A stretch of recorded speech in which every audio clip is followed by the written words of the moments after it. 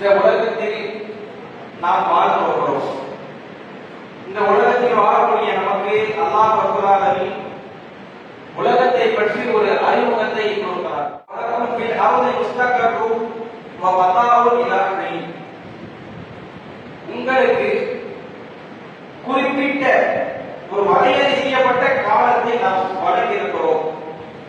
அதில் உங்களுக்கு வேண்டிய வசதிகளையும் நாம் ஏற்படுத்தி இருக்கிறோம் என்று அல்லாஹ் சொல்லி காட்டுகிறார். உங்களுக்கு வாழ்க்கை வழங்கப்பட்டிருக்கிறது. இந்த பூமியில் ஒரு வரையறைக்கு உட்பட்ட ஒரு வாழ்வு தரப்பட்டிருக்கிறது. அந்த வாழ்விற்கு தேவையான வசதிகளும் செய்து தரப்பட்டிருக்கிறது என்று அல்லாஹ் சொல்லி காட்டுகிறார். இது எதற்காக தரப்பட்டிருக்கிறது, இந்த உலகத்தில் நாம் எதற்காக படைக்கப்பட்டிருக்கிறோம் என்பதை பற்றி மற்றொரு வசனத்தில் அல்லாஹ் சொல்கின்ற பொழுது, அல்லதி கலகல் மௌத வல் ஹயாத லியப்லுவக்கும் அய்யுக்கும் அஹ்ஸனு அமலா. உங்களில் அழகான செயல் செய்பவர் யார்? இந்த உலகம், அதில் உள்ள வசதி வாய்ப்புகள், உங்களுக்கு வழங்கப்பட்ட வாழ்வு, மரணம், இதெல்லாம் எதுக்குன்னா உங்கள் அழகான செயல் செய்பவர் யார் என்பதை சோதிப்பதற்காக என்று அல்லாஹ் சொல்லி காட்டுகிறார்.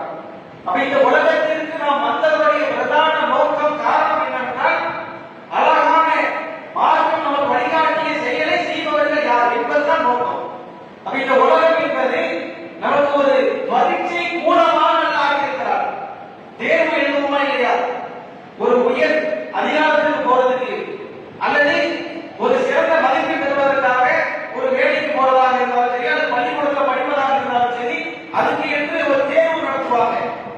அப்ப அல்லாஹ் என்ன செய்யறாங்கன்னா, மறுமையில சொர்க்கம் என்று சொல்லக்கூடிய அந்த வெற்றி வாகையை நீங்கள் சூடுவதற்காக உலகத்தை உங்களுக்கு பரீட்சை மூலமாக நாம் ஏற்படுத்தியிருக்கிறோம் என்று சொல்லி காட்டுகிறார். அப்ப இந்த உலகம் என்பது ஒரு பரீட்சை. பரீட்சை என்பது மனித வாழ்வில் எவ்வளவு முக்கியமான ஒன்று. ஒருத்தர் வந்து என்ன சொல்றாங்கன்னா, எனக்கு பாஸ் மார்க் வேணும், நான் வெற்றி பெறணும், ஆனா பரீட்சை எழுத மாட்டேன். இது எப்படி இருக்கு? பரீட்சை எழுதினால பாஸ் ஆக முடியும். அப்ப இந்த உலகத்தை வந்து முற்றிலுமாக தூக்கி எறிந்துவிடக்கூடாது. உலகம் தான் தேவையில்லைங்க.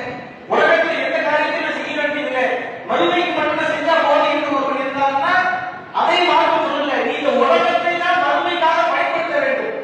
உலகத்தில் நீ செய்ய வேண்டிய ஒவ்வொரு காரியம் மறுமைக்குரியது. ஒருவன் திருமணம் பண்றான், எதுக்கு?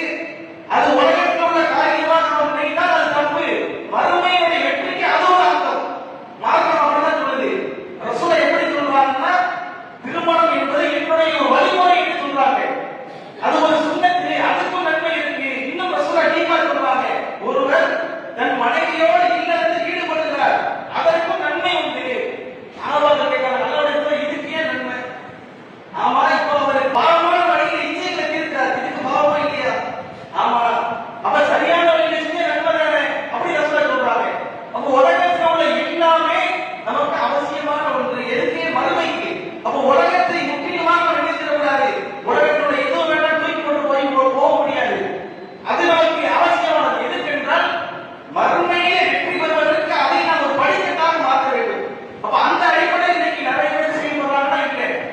சில பேர் எப்படின்னா முழுக்க முழுக்க உலகம் இருக்கிறாங்க. உலகம் தான், உலகத்தில் உள்ளதான் வேணும், அதுக்காக என்ன செய்யறது? மறுமையை மாற்றுறது, கொள்கையை மாற்றுறது, அல்லாஹ் மாற்றுறது, இப்படி இருக்கிறாங்க. சில பேர் இதை முற்றிலுமா தூக்கி எறிஞ்சிட்டு அதுதான் அப்படின்னு செயல்படுறாங்க. ஆனா மார்க்கம் நமக்கு அப்படி வழிகாட்டல. ரெண்டுக்கும் ஒரு நடுநிலையான ஒரு வழியை சொல்லுது. உலகம் தான் மறுமைக்குரிய ஒரு வெற்றி வாகை சூழக்கூடிய ஒரு இடம். அதுதான் பரீட்சை. உலகத்தில் நீ பாஸ் ஆகணும். அப்ப என்ன செய்யணும்? உலகத்தில் ஒரு நல்ல முறையில் வாழ்க்கை அமைத்துக் கொள்ள வேண்டும்.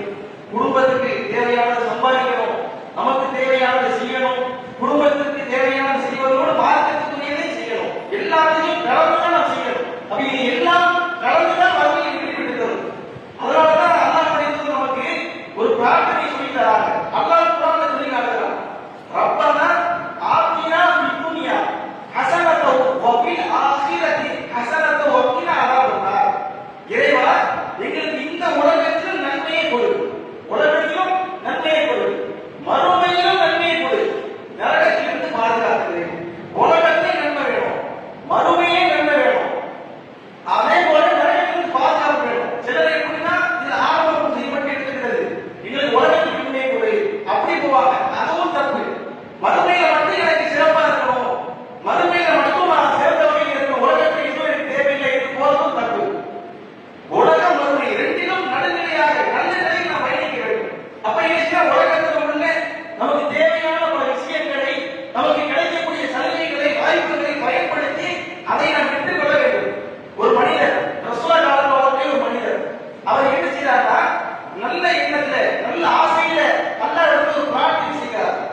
எந்த மாதிரியான பிரார்த்தனை? இறைவா, மறுமை நாள்ல ஏதாவது ஒரு தண்டனையை என்னுடைய தப்புக்கு நீ தரதா இருந்தா உலகத்திலே கொடுத்துரு இறைவா, உலகத்திலே நீ தண்டிச்சிரு, மறுமையை நீ தண்டிச்சிடாத, மறுமையை நீ நரகத்தை கொண்டாத, மறுமையை எனக்கு பாவத்தை தந்துடாத என்று சொல்லி ஒரு நல்ல இடத்தை கேட்கிறார். இது தப்பா? அவர் கேட்கக்கூடிய பிரார்த்தனை நல்லது, நம்ம பார்வையில் நல்லதுதான். அவர் என்ன கேட்கிறாரு? மறுமையை நரகத்துக்கு போக கூடாது, அதுக்கு என்ன செய்யணும்? உலகத்திலே என்ன கஷ்டமா தந்து முடிச்சிரு, உலகத்திலே தண்டனை கொடுத்துரு என்று சொல்லி அவர் பிரார்த்தனை செய்கிறார். இப்படி பிரார்த்தனை செய்த மனிதர் அவருடைய நிலைமை எப்படி இருக்குன்னா, பார்க்கறதுக்கு அப்படியே பறவை குஞ்சை போட்டு இருக்கிறார். ரொம்ப மெலிந்து போய் பார்க்கறதுக்கே ரொம்ப நோய்தான நிலையில் இருக்கிறார். பார்க்கும்போதே ஒரு பரிதாபம் ஏற்படுமா இல்லையா? என்னடா இந்த மனிதர் இப்படி இருக்கிறாரு, இவருடைய வாழ்க்கையில் என்ன இவ்வளவு கஷ்டம் என்று நாம் நினைப்போம். அது போன்ற தோற்றமுடையவராக இருக்கிறார். இந்த தகவல் ரசூலுல்லாஹ்வுக்கு தெரிவிக்கப்பட்டு ரசூலுல்லாஹ் அவர்களை பார்க்க போறாங்க. என்னப்பா என்னாச்சு, இப்படி இருக்கிற, உன் உடலே ரொம்ப மோசமான நிலையில் இருக்கிற, ரொம்ப பலவீனமா இருக்கிற கேட்கிறாங்க. நீங்க எதுவும் பிரார்த்தனை எதுவும் அல்லாஹ்ட்ட முன்வச்சியா, அல்லாஹ் எதுவும் கோரிக்கை எதுவும் முன்வச்சியா கேட்கிறாங்க. அப்ப அவர் சொல்றாரு, ஆமா அல்லாஹ்வே, நான் அல்லாஹ்ட்ட இது மாதிரி துவா செஞ்சேன். என்ன துவா? இந்த உலகத்துல எனக்கு என்ன கஷ்டம் தந்து முடிச்சிரு, மறுமையில தண்டிச்சிடாத, மறுமையில எனக்கு ஏதாவது கஷ்டம் துன்பம் தரதா இருந்தா உலகத்திலே தந்துரு, நரகத்தில் நீ போட்டாத என்று சொல்லி இது மாதிரி நான் பிரார்த்தனை செஞ்சேன் என்று சொல்லி அந்த நபித்தோழர் சொல்றாரு. ரசூலுல்லாஹ் என்ன சொல்றாங்கன்னா, என்னப்பா அல்லாஹ்வுடைய இடத்தை தாங்க முடியுமா? நீ அல்லாஹ்ட்ட எப்படி கேட்கணும்? இறைவா, எனக்கு இந்த உலகத்தில் நன்மை இல்லா, மறுமையில் நன்மை இல்லா, அந்த துவா சொல்லி கொடுக்குறாங்க. ரப்பனா ஆத்தினா என்று சொல்லக்கூடிய அந்த துவா சொல்லி கொடுத்து இந்த உலகத்திலேயும் நன்மை கேட்கணும், மறுமையில் நன்மை கேட்கணுமா இல்லையா? நீ என்ன உலகத்தில் எவ்வளவு கஷ்டம் பரவாயில்லை, உலகத்தில் எவ்வளவு பிரச்சனை பரவாயில்லை, நான் சொர்க்கத்தில் நல்லா இருந்தா அப்படி கேட்டீங்க, அல்லாஹ் உலகத்துல தண்டனை கொடுத்தா தாங்க முடியுமா அப்படி கேட்கக்கூடாது. பலவீனமான மனிதர்கள் நம்ம என்ன செய்யணும், ஒரு ஈமானுடைய உச்சத்துல சொல்லிட்டு போயிடுவோம். உலகமா அதான் பார்த்துக்கலாம், ஒன்றும் பிரச்சனை இல்லை, எப்படினாலும் வாழ்ந்துட்டு போயிடலாம் என்று சொல்லிடுவோம். ஆனா அதுல வரக்கூடிய கஷ்டம் இருக்கா இல்லையா, அது நம்முடைய ஈமானையே பலவீனப்படுத்தும். நம்ம நினைப்போம் இது ஈமானுடைய உச்சம் என்று நினைப்போம், ஆனால் அது உச்சமாக போயிடும், ஈமானையே பலவீனப்படுத்திடும். ஒரு கஷ்டம் வந்துருச்சு, நம்ம நிறைய பேர் பார்க்கலாம், சாமானிய நேரத்தில் எப்படி இருப்பாங்கன்னா நல்ல ஈமான் அடையாளம் இருப்பாங்க. ஆனா ஒரு கஷ்டம், ஒரு துன்பம், ஒரு நெருக்கடி ஏற்பட்டுச்சா அப்ப பலவீனப்பட்டு ஈமானை இழந்து இஸ்லாத்தை விட்டு போயிடுவாங்க. என்ன காரணம்? அவனுக்கு ஏற்பட்ட துன்பத்தை தாங்க முடியாத ஒரு சூழல். அப்ப இது ஈமானத்தை பலவீனப்படுத்தி கடைசியா நம்ம இஸ்லாத்தை விட்டே போக செஞ்சிடும். செய்தான் அந்த வேலையில பாப்பான். அப்ப ரசூல் என்ன சொல்றாங்க, அப்படி இருக்கக்கூடாது. இந்த உலகத்திலே நன்மை வேணும், உலகத்துல என்ன சந்தோஷம் நன்மை எல்லாம் இருக்கு, எல்லாத்தையும் தெரியுது, அது மார்க்கெட்டை விட்டு போயிடக்கூடிய வகையில் இருக்கக்கூடாது, மார்க்கெட்டுக்கு உட்பட்ட வகையில் இருக்கணும். சுலைமான் அலைஹிஸ்ஸலாம் அவங்க இருக்கிறாங்க. அல்லாஹ் என்ன கேட்டாங்க, யாருக்கும் வழங்கப்படாத ஒரு ஆட்சி எனக்கு வேணும்னு கேட்டாங்க. ஆனா அந்த நேரத்தில் அவங்க அல்லாஹ் மறந்துட்டாங்களா? அல்லாஹ் மறக்கும் போது கூட நான் இப்படி செஞ்சுட்டேன் தப்பை என்று சொல்லி திரும்பி வந்தாங்க. அப்ப நாம எப்படி இருக்கணும்னா, அல்லாஹ்வை மறக்காத வகையில் ஈமான்தாரிகளாக இருந்து உலகத்துடைய இன்பங்களையும் அல்லாஹ்விடத்தில் கேட்பது தப்பு இல்லை. ரசூலுல்லாஹ் அப்படிதான் வழிகாட்டுறாங்க. நீங்க ரெண்டையும் தான் கேட்கணும். உலகத்தில் நீங்க கஷ்டப்படுத்து, உலகத்தில் நீங்க துன்பப்படுத்து, உலகத்தில் என்ன பாதிப்பாலும் கொடு, எப்படினாலும் வாழ்ந்து போறேன், ஆனா மறுமையில சந்தோஷமா இருக்கணும், அப்படி இருக்கக்கூடாது. உலகத்திலும் நன்மை, மறுமையில் நன்மை, இப்படி இரண்டுக்கும் இடைப்பட்ட ஒரு வாழ்வை தான் இஸ்லாம் நமக்கு வழிகாட்டுகிறது. அப்ப இதை புரிந்து கொள்ளாத ஒரு நிலையை நாம் என்ன செய்யறோம், உலகத்தில் இருந்தாலும் பரவாயில்லைங்க என்ன அப்படின்னு போயிடும். ஏன்னா ரசூலுல்லாஹ் சொன்ன சில விஷயங்கள் தவறா புரிஞ்சுக்கணும். ரசூலுல்லாஹ் இந்த உலகத்தை பற்றி சொல்லும்போது உலகம் துச்சம், உலகம் அல்பம், உலகத்தில் ஒன்று இல்லை என்று சொல்றாங்க. அதை நினைச்சு நாம் இப்படி சொல்றோம். ஆனால் அது எப்படி இருக்கணும்னா, மார்க்கம் சொர்க்கமா உலகமா என்ற அடிப்படையில் சொல்லும்போது அப்படி. ஆனா இந்த உலகத்தில் நாம நல்ல முறையில் இருக்கும்போது நிறைய விஷயம் செய்ய முடியும். ஒரு ஆள் என்ன சொல்றாங்கன்னா, இறைவா நான் சொர்க்கத்துக்கு போகணும், எனக்கு நிறைய மரணம் கொடுத்து இப்படி கேட்கிறாரு, இப்படி கேட்கலாமா? இவருடைய ஆசை சீக்கிரமா இருக்கு போகணும், சொர்க்கத்துக்கு போகணுங்கிற அந்த எண்ணத்துல கேட்கிறாரு. ஆனா ரசூலுல்லாஹ் சொல்றாங்க, உங்களுக்கு ஏற்படக்கூடிய துன்பத்தை நீங்க மரணத்தை பிரார்த்திக்காதீங்க. ஏன்னா நாம வாழ்நாள் நீட்டிக்கப்படுறதுனால நிறைய நன்மை செய்யறதுக்கான வாய்ப்பு இருக்கு, நிறைய நன்மை செய்யலாம். அதே போல நாம என்ன செஞ்சுக்கலாம்னா, தீமையிலிருந்து விலகிக்கலாம். ஒரு முறை ரசூலுல்லாஹ் சொல்றாங்க, ஒரு மனிதர் ஒரு மனிதரை கொலை செய்கிறார், அந்த கொலை செய்யப்பட்டவர் சொர்க்கவாசி அப்படின்னு சொல்றாங்க. இன்னொரு முறை சொல்றாங்க, கொலை செய்தவரும் சொர்க்கவாசி. எப்படி கொல்லப்பட்டவரும் கொலை செய்தவரும் சொர்க்கவாசியா இருக்க முடியும்? கொல்லப்பட்டவர் சொர்க்கவாசினா ஏற்படுகிறது, அநியாயமா உயிர் போயிருக்கு, அவர் சொர்க்கத்துக்கு போறதுக்கு நியாயம் இருக்கு. ஆனா கொலை செய்தவன் எப்படி சொர்க்கத்துக்கு போக முடியும்? ரசூலுல்லாஹ் என்ன சொல்றாங்கன்னா, அவருக்கு அல்லாஹ் என்ன செஞ்சாங்கன்னா அறிவு கொடுக்கலாம், வாழ்க்கையை கொடுத்து அவர் அதை திருந்தி மன்னிப்பு கேட்டு அதுக்கப்புறம் அவர் என்ன செஞ்சாரா சொர்க்கத்துக்கு போயிறாரு. செஞ்சது பாவம், ஆனா அந்த பாவத்துல இருந்து திருந்தி சொர்க்கத்துக்கு போயிறாரு. அதுக்கு என்ன ஒரு கிளை அவருக்கு கிடைச்சிச்சு? அந்த ஆயுள், ஒரு நீண்ட ஆயுள் கிடைக்கும் போது, ஒரு ஆயுள் கிடைக்கும் போது பயன்படுத்திட்டாரு. அப்போ நமக்கு வாழ்க்கையில நீண்ட நேரம் கிடைக்குது, நீண்ட ஆயுள் கிடைக்குது, அது நன்மைக்கான ஒரு வெளிப்பாடாக நம்ம பார்க்கணும். நாம என்ன செய்யக்கூடாது? உடனே மரணத்துக்கு ஆசைப்படக்கூடாது. அப்போ உலகத்துடைய பணியை அடையிறதுக்கு ஆசைப்படணும். கொஞ்சம் செல்வம் கிடைக்குன்னு நினைக்கலாம், தேவையான செல்வத்தை எதுக்கு? பிறகு தர்மம் கொடுக்கறதுக்காக, அதனால நன்மை அடைந்து கொள்வதற்காக. அப்படி கேட்கறது தப்பு இல்லை. ஆனால் தவறான வழிக்கு போகக்கூடாது. அதை எல்லா இடத்தையும் நாம் வைத்துக் கொண்டே இருக்க வேண்டும். அதை நாம மறந்துட்டோம்னா நம்ம தவறான வழிக்கு சீக்கிரம் அழைச்சி போயிடுவோம். அப்ப இந்த இரண்டுக்கும் இடைப்பட்ட ஒரு வாழ்வை தான் நம்முடைய உலகத்தில் அமைத்துக் கொள்ள வேண்டும். அதைத்தான் இஸ்லாம் நமக்கு கற்றுத் தருகிறது என்பதை நாம் இது போன்ற செய்திகளில் பார்க்கலாம். இப்ப இது நம்ம சொல்றதுக்கு என்ன காரணம்னா, இன்னைக்கு அரசாங்க ரீதியாகவும் சரி, அதே போல நம்மை சுற்றி இருக்கக்கூடிய மக்கள், இஸ்லாத்துக்கு எதிராக இருக்கிறவர்களாக இருந்தாலும் சரி, இஸ்லாத்துக்கு இருக்கிறவர்களாக இருந்தாலும் சரி, பல பேர் என்ன செய்வாங்க? நமக்கு ஒரு துன்பத்தை ஏற்படுத்துவாங்க, ஒரு பாதிப்பை, ஒரு கஷ்டத்தை ஏற்படுத்துவாங்க. அப்ப நாம உடனே என்ன செஞ்சிருவோம்? அதை பொருட்படுத்த மாட்டோம். ஆனால் அது நமக்கு ஏற்படுத்தக்கூடிய விளைவு என்பது நம்மை நன்மையிலிருந்து முழுமையாக இழக்கக்கூடிய வகையில் கொண்டு போகும். அதே போல இஸ்லாத்தில இருந்து தரமாறக்கூடிய ஒரு நிலைக்கு கொண்டு போயிடும். அப்ப அது போன்ற ஒரு நிலை நாம் என்ன செய்யணும்? அதை கவனமா, அதை கருத்துல கொண்டு அதை மாற்ற சொன்ன அடிப்படையில் எதிர்கொள்வது. உதாரணத்துக்கு இந்த எஸ்ஐஆர் போன்ற இந்த வாக்காளர் திருத்த சட்டம் என்று கொண்டு வராங்க. இப்ப இதை நிறைய பேர் என்ன செஞ்சுவாங்க? பொருட்படுத்த மாட்டாங்க. இதெல்லாம் ஒன்றும் கிடையாது, அதெல்லாம் போட்டோம், இதனால என்ன ஆகுது, உலகத்துல என்ன அப்படின்னு சொல்லி போயிடுவாங்க. இப்படி அலட்சியப்படுத்துவதனுடைய ஒரு விளைவு எப்படி இருக்குன்னா, கடைசியில் ஒரு பேச்சு நல்லா காப்பாற்றும். தமிழகத்துல மற்ற வட மாநிலங்கள் போன்ற ஒரு நிலையெல்லாம் கிடையாது. இப்ப அகதி முகம் அப்படி அடைக்கப்பட்டுட்டோம். நமக்கு சுதந்திரம் இல்லை அப்படின்னா இன்னைக்கு நாம் செய்யக்கூடிய நன்மைகளை கொண்டு செய்ய முடியுமா? இன்னைக்கு நாம் செய்யப்படக்கூடிய நன்மையை கொண்டு செய்ய முடியுமா? இஸ்லாத்தை அவ்வளவு டீப்பா நம்ம பின்பற்ற முடியுமா? அந்த கஷ்டத்துல கூட பல இஸ்லாத்தை இழந்து போகலாம். அப்ப இது மாதிரியான பல விஷயங்கள் உள்ள இருக்கு. நாம என்ன செய்யணும்னா அதெல்லாம் ஒண்ணு கிடையாது, என்ன ஓட்டு போட்டா போறோம், என்ன போயிட்டு இருக்கோம் என்று கலந்து போறோம். இது நமக்கு ஏற்படுத்தக்கூடிய பாதிப்பு என்பது மோசமானது. சில பேர் என்னன்னா நிறைய சம்பாதிக்கணும், நல்ல வீடு கட்டணும், இந்த உலகத்தில் நிறைய இபாதத் செய்ய நினைப்பாங்க. முதல்ல இந்த நாட்டில் வாழ்றதுக்கே வழி இல்லையப்பா, இன்னைக்கு அப்படிதான் கொண்டு வராங்க. உலகத்தில் நாட்டில் வாழ்றதுக்கே வழி இல்லை, அகதி முகாம்ல அடைக்கிறது, ஊரை விட்டு நாட்டை விட்டு குடியுரிமையை பறிச்சு அப்படி ஆக்குறது, அந்த நிலைமை போயிட்டு இருக்கும்போது எங்க வாழ்றது? நிறைய பேர் அப்படி நடத்தி கொண்டு இருப்பாங்க. அது போனா போது நம்ம வாழ்ல வீடா இருக்கலாம், அப்படி இருக்க முடியாது. சுதந்திரம் பறிக்கப்பட்டோம், நன்மைகள் செய்ய முடியாது, இஸ்லாத்தை முழுமையாக கடைபிடிக்க முடியாத நிலைக்கு தள்ளப்படுவோம், தள்ளப்பட்டு விடுவோம். அப்ப நாம அதை என்ன செய்ய முடியாது? அலட்சியப்படுத்த முடியாது. ஏன்னா இப்ப எடுக்கக்கூடிய எஸ்ஐஆர் சொல்லக்கூடிய கணக்கெடுப்பு இருக்கா இல்லையா, இது முந்தைய நிலையை போன்று கிடையாது. இது வருஷம் என்ன செய்வாங்க? இது போல அரசாங்கம் தேர்தல் ஆணையம் கணக்கெடுப்பு நடத்தும். அது என்னன்னா எஸ்எஸ்ஆர், அது வேற. அது எப்படின்னா பெயர் மாற்றம். இப்போ ஒரு ஆள் இஸ்லாத்துக்கு வந்திருக்கிறாரு அப்படின்னா அவருடைய பெயர் மாற்றிருப்பாரா இல்லையா? அது இஸ்லாமில் ஏதோ மாற்று கொள்கையை பேர்க்கலாம். அப்ப பெயர் மாற்றம் இருக்கும். அது போன்ற பெயர் மாற்றம் தான் அது இருக்கிறது. அல்லது ஒரு இடத்துல இருந்து இன்னொரு இடத்துக்கு வீட்டுக்கு போயிருப்பாங்க, குடிபெயர்ந்திருப்பாங்க, வாடகை வீட்டுல இருந்து சொந்த வீட்டுக்கு போயிருப்பாங்க, அல்லது வேற வாடகை வீட்டுக்கு போயிருப்பாங்க. இப்படி அட்ரஸ் மாறும்போது அது திருத்தம் செய்யுது. சிலர் மௌத்தா இருப்பாங்க, மரணிச்சிருப்பாங்க.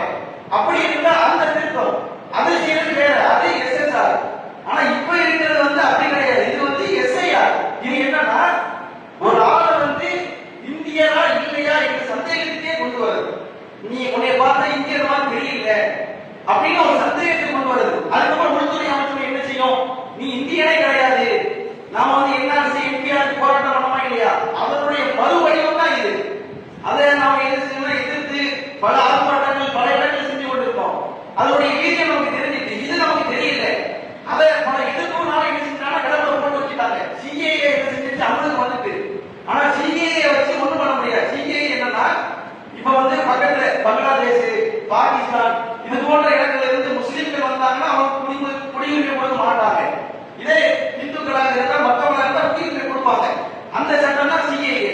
இப்ப என்ஆர்சி எம்பிஆர் அப்படின்றது என்னன்னா நீ இந்தியனா இல்லையா அப்படிங்கறத என்ன செய்யறா செக் பண்றது. எப்படி செக் பண்ணுவாங்க? அது குறிப்பிட்ட ஆண்டுக்கு மேல உங்களுடைய ஆவணங்கள் இருக்கணும், நீ இந்த ஊர்ல இருந்திருக்கணும், அது சம்பந்தப்பட்ட விஷயங்களை கொடுக்கணும், பிறப்பு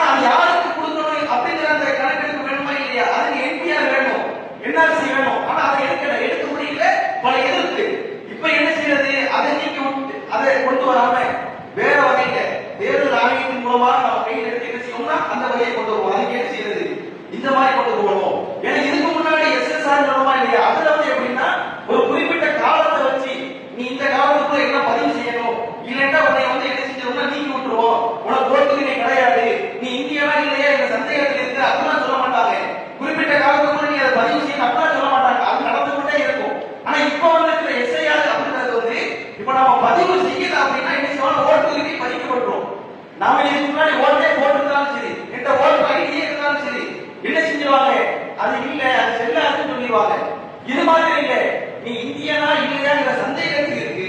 சந்தேகத்துக்கு இருக்குன்னா என்னது? நம்ம அகதி முகாமுக்கு போறதுக்கும் வாழ்வு ஏற்பாடு ஆகிக்கொண்டிருக்கு அர்த்தம். நம்ம இந்திய குடியுரிமையிலிருந்து பறிக்கிறதுக்கான ஒரு நிலை ஏற்படக்கூடிய ஒரு நிலை. அப்ப அது மாதிரியான ஒரு சூழல் ஏற்பட்டுரும். இது போன்று பீகார்ல நடந்து கிட்டத்தட்ட 65 லட்சம் அல்லது 68 65 லட்சம் ஓட்டர்களை நீக்கிட்டாங்க. நீ இந்தியா இல்லையா சந்தேகத்துக்கு அடிப்படையில் 65 லட்சம் வச்சுக்கிறேன். எவ்வளவு பேரு இப்ப இந்த ஓட்டு எல்லாம் செல்லாது, ஓட்டு போட மாட்டாங்க. இப்ப அடுத்து என்ன நிலைமை? பிஜேபிக்கு சாதகமான ஓட்டுகள் தான் இருக்கும். அது நீக்கப்பட்டவங்க பெரும்பாலும் யாரு? முஸ்லிம்களா இருப்பாங்க. அவங்களுக்கு ஆதரவாளர் இருக்க மாட்டாங்க, எதிராளா இருப்பாங்க. இப்ப அடுத்து உள்ள வந்து யாரு?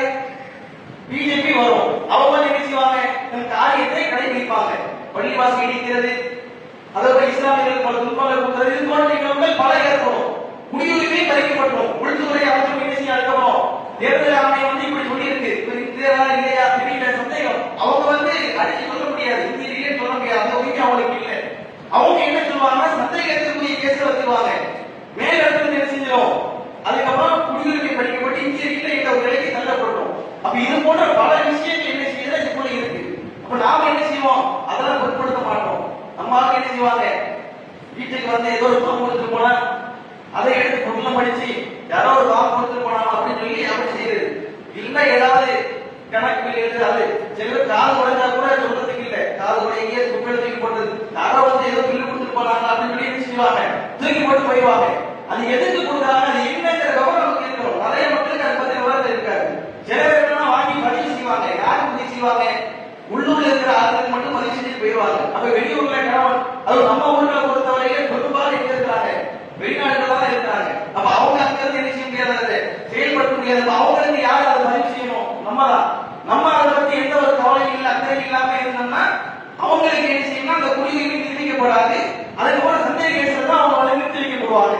அப்ப இது மாதிரியான சூழல்லாம் இதுல இருக்கு. அப்ப இதை நாம் விழிப்புணர்வோடு என்ன செய்யணும்? புரிந்து கொள்ளணும். வெறுமனே மறுமையில நாம் வாழ்ந்துட்டோம் அப்படிங்கிற எண்ணத்துல போய்விடாமல் உலகம் என்பது மறுமைக்கான ஒரு படி.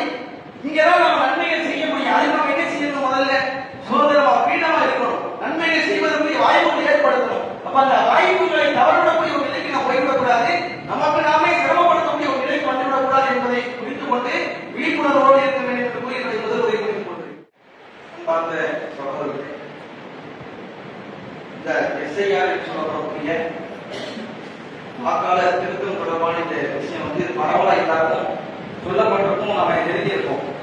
இதுல நாம வந்து கவனிக்க வேண்டிய இன்னும் சில கூடுதல் விஷயம் என்ன அப்படின்னா, இப்ப இதுக்குன்னு நிறைய கண்டிஷன்லாம் போடுறாங்க. இப்ப வந்து ஒரு படிவம் அப்படின்னு சொன்னா எல்லாரும் படிவம் பூர்த்தி செய்ய தெரியுமா? தெரியாது. ஏன்னா அதிகமான மக்கள் படிப்புல குறைவான நிலையில் இருக்கிறாங்க. சில பேருக்கு படிக்கவே இருந்தாலும் காலேஜ் எல்லாம் முடிச்சுட்டனாலும் ஒரு ஃபார்ம் என்ன செய்ய தெரியாதா, ஃபில் பண்ண தெரியாது. இவன் இதுக்கு என்ன கண்டிஷன் போடுறாங்க? அதுல அடித்தல் திருத்தல் இருக்கக்கூடாது. முடிஞ்சு போச்சு. நம்மால பேரு தர பேர் எழுதுறதுல என்ன செய்வாங்க? தடுமாற்றம். போனவர் எழுதுல அது தடுமாற்றம். அப்ப இதை அடிக்கிறது இருக்கிறது அப்படின்னா அப்ப என்ன செய்யாது? ஏற்றுக்கொள்ளப்படாது.